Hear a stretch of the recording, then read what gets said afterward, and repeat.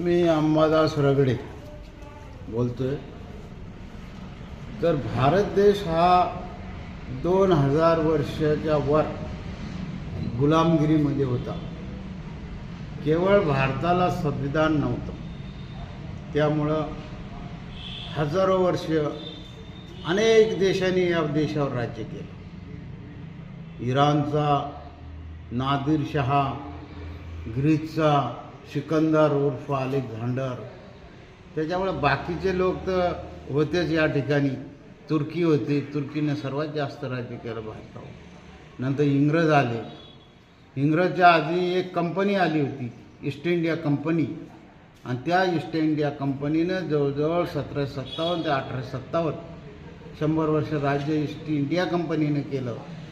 आणि त्यानंतर east India कंपनीनं हा भारत देश राणी व्हिक्टोरियाकडं ट्रान्सफर केला।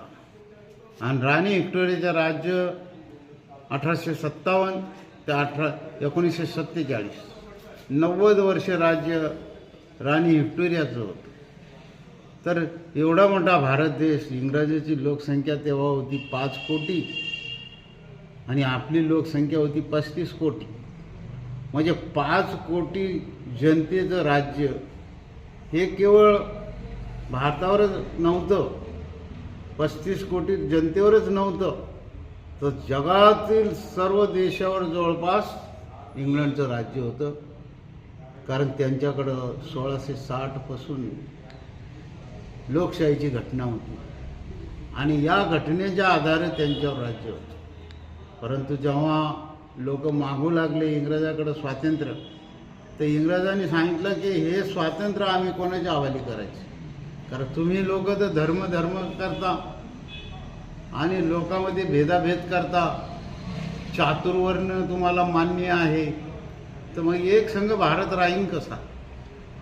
त्यामुळे त्यांनी सांगितलं नाही, 1935ची घटना ही आम्ही स्वतः B.R. आंबेडकरकडून भारत देशासाठी घेतलेली आहे लिहून, आणि B.R. आंबेडकर जर भारत देशाला संविधान देत असतील आणि तुम्ही ॲक्सेप्ट करीत असाल तरच आम्ही भारताला स्वातंत्र्य देऊ, नसता आम्ही भारताला कायमस्वरूपी पारतंत्र्यामध्ये जखडून टाकू।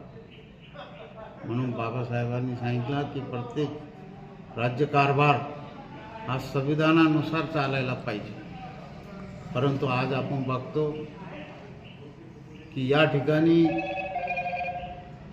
सरकार स्वतः खाजगीकरण करीत आहे की जे लोकशाहीच्या विरोधात आहे।